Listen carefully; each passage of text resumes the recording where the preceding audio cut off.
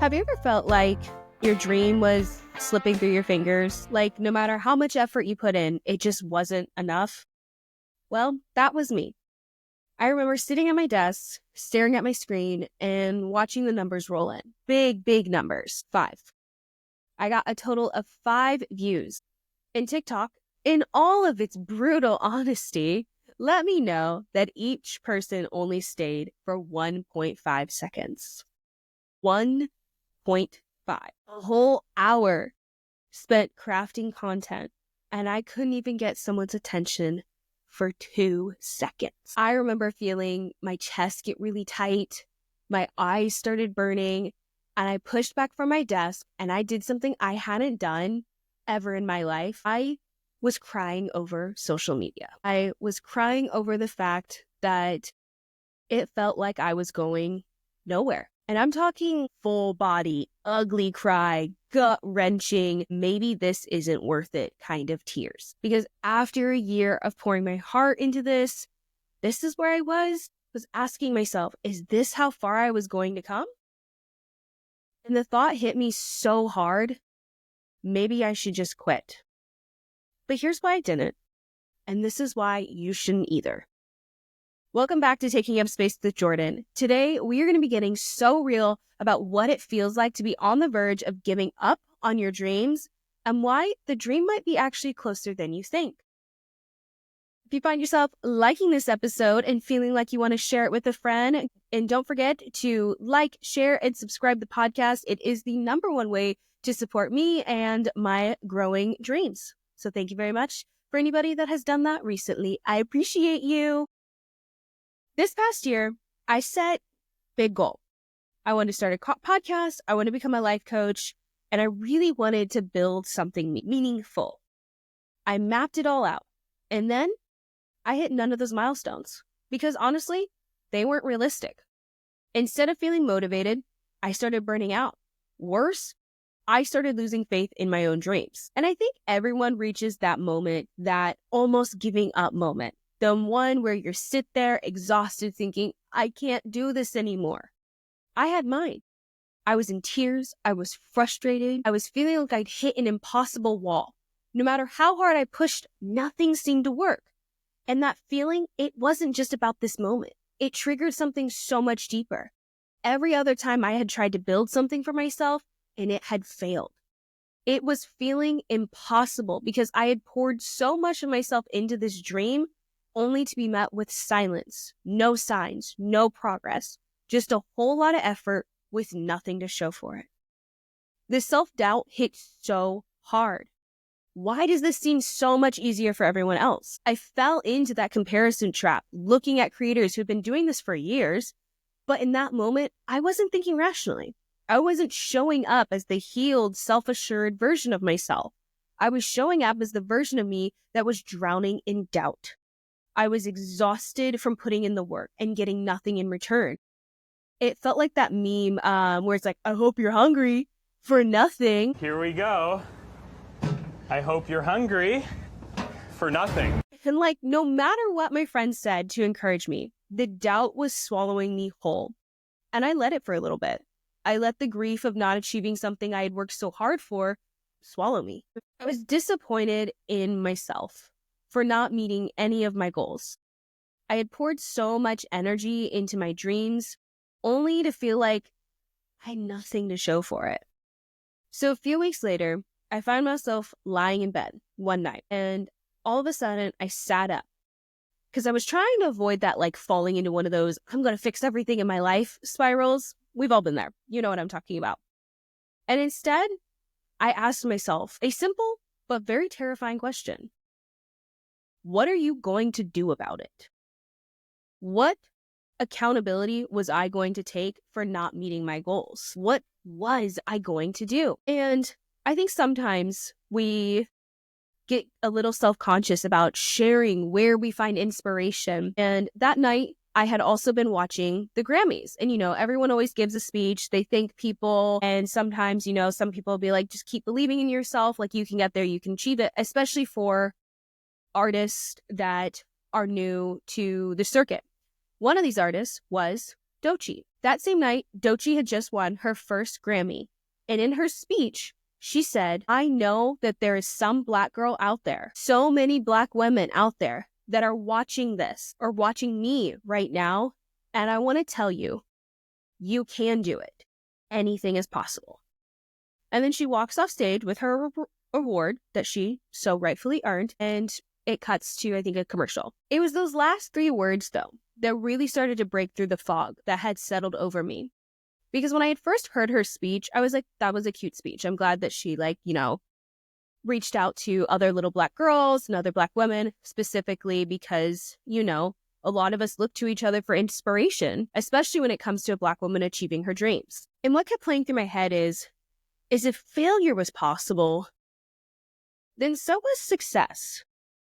If I could pour all of this energy that I was doing into doubting myself, then I could also pour into myself by believing in myself. So there I was.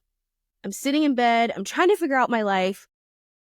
And just these words keep playing. Anything is possible. Anything is possible. Anything is possible. And for the first time in weeks, I felt something shift.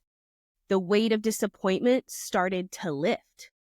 The spark that I had thought I had lost, it started to flicker back to life. The spark was to keep going. There was the spark to trust myself again.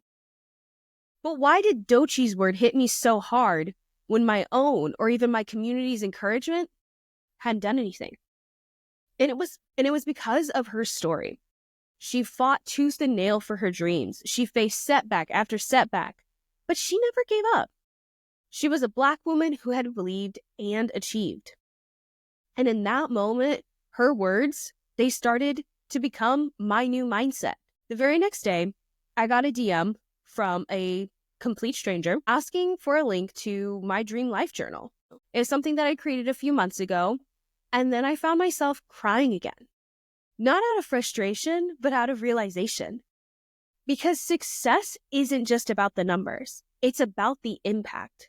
And without even realizing it, I was already making more of a difference than I had ever given myself credit for, just by that one person reaching out and saying, hey, I've been listening to your content for a while. I really wanted to start building my dream life. Can you send me the journal that you had created? And I was stunned, genuinely stunned.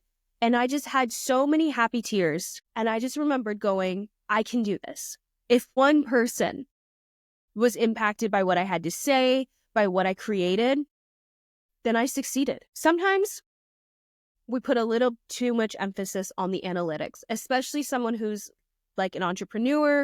If you're trying to build a business, you do have to, check the analytics, but we also have to take a step back and look at the impact that we're having on individual people in our lives or just complete strangers. And when we start to do that, we'll start to see that what we are doing genuinely matters and that our dreams are worth fighting for. So I got my spark back. Please clap. Thank you. The applause was great. But I got my spark back. Here I am sitting in front of my mic, posting on TikTok with a new mantra and mindset of anything is possible. And I truly believe that because I've opened up myself to endless possibilities for my dreams.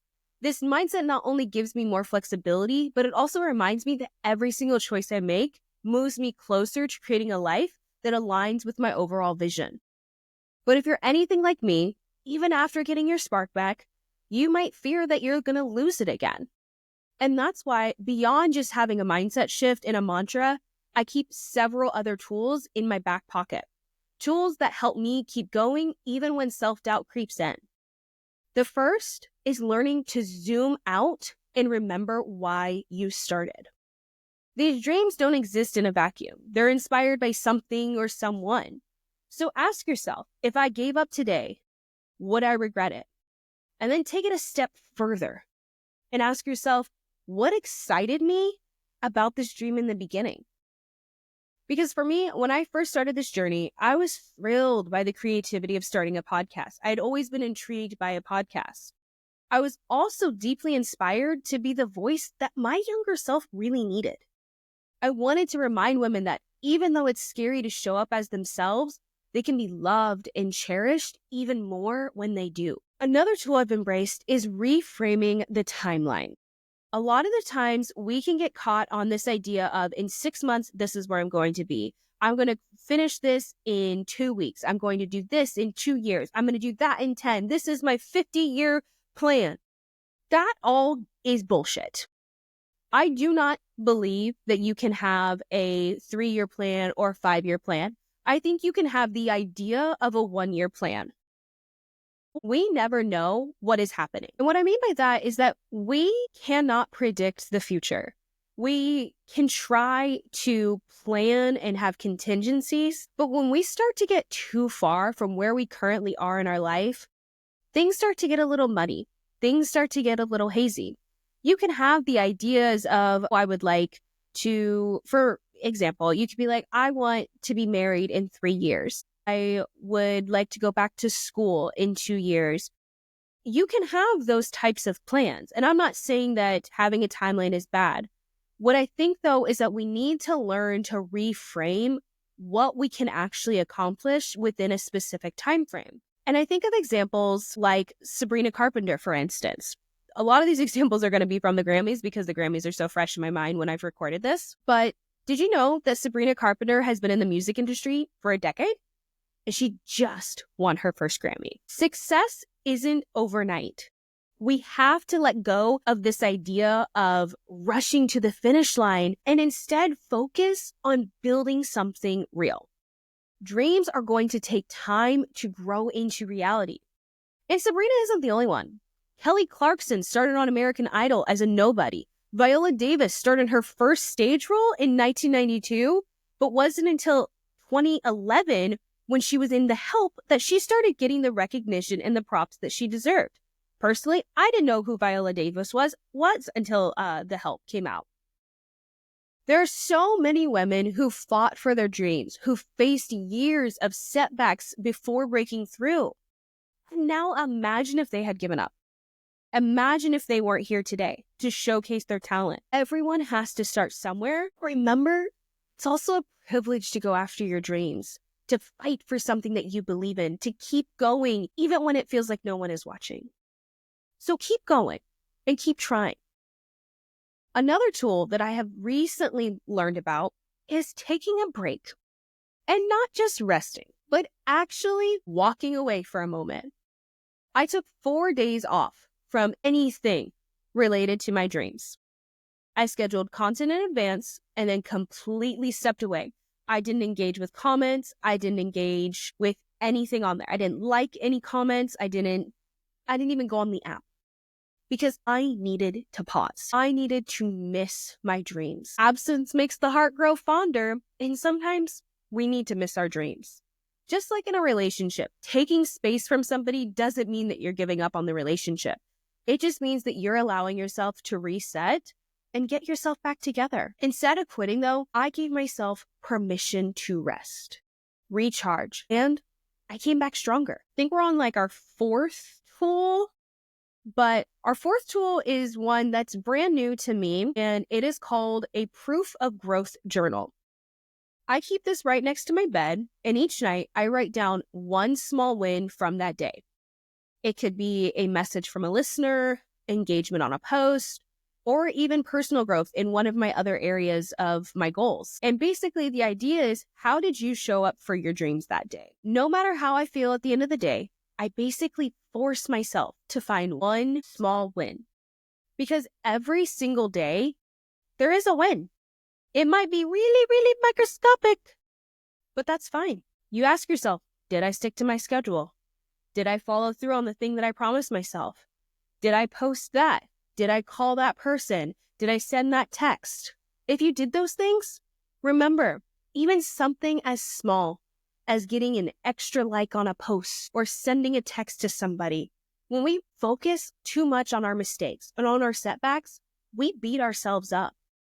So sometimes we need to take a moment and celebrate those micro wins, because those micro wins are going to build that momentum, and they act as little micro reminders that we are on the right path, that we are doing the damn thing, and that we're putting in the work. And if one day feels like there wasn't a win, that one day does not define the overall trajectory of our dreams. Let's say you got sick. You couldn't focus on anything. That's fine.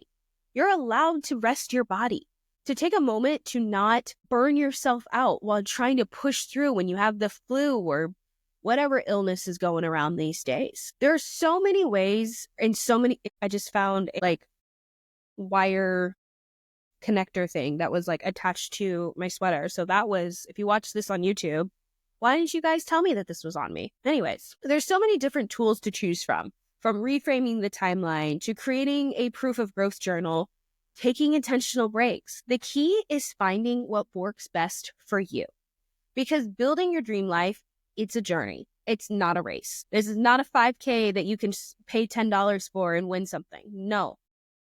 And I wanted to share my story today as a reminder that if you're chasing after something that feels so impossibly far, it's okay to be tired. It's okay to feel exhausted. It's okay to admit that you're frustrated with how things are going. Building your dream life comes with a ton of highs. Those moments when you look back and you realize how far you've come, but it also comes with some lows. When you look ahead and you see how much further you have to go and how much further you still have to climb. But here's the secret. There's no final destination when it comes to our dreams, because dreams, they evolve. They grow with us. There is no top of the mountain where everything is suddenly perfect. There is only the journey and the dream itself. And when we show up for ourselves, when we push through the doubt and the unknown, that is power. That is trust. And that is how we create the life we know we're meant to live. When I reflect on that time when I thought about giving up, I understand why it felt so hard, why it seemed so impossible, because I'm still in it. I'm still in this building phase. I'm done the personal work and I'm laying the bricks. I'm creating something that I can be proud of. And if I walked away today, I know I'd regret it. I can feel it in my body, in every cell, that this is what I am meant to be doing. And when you feel that strongly about something, when you have that much confidence, that much drive, it's not something that you can just walk away from. So don't you walk away either. At least not without asking yourself, could I walk away today and be truly happy? Because at the end of the day, that's what this is really about. Building a life where you can be your authentic self, where you get to wake up knowing you're chasing something meaningful and true to you. And remember, anything is possible. If you believe in your dreams, keep going. Take a breath if you need it, but don't stop climbing. I promise the view is going to be incredible. Thank you so much for listening to today's episode. If you think a friend might need this message, go ahead and share this episode with them. Your dreams are worth fighting for, and you are so much closer than you think. You're closer than when you started. So keep going, keep believing, and keep dreaming. My name is Jordan, and I'm the host of Taking Up Space. Thank you for listening. Kisses!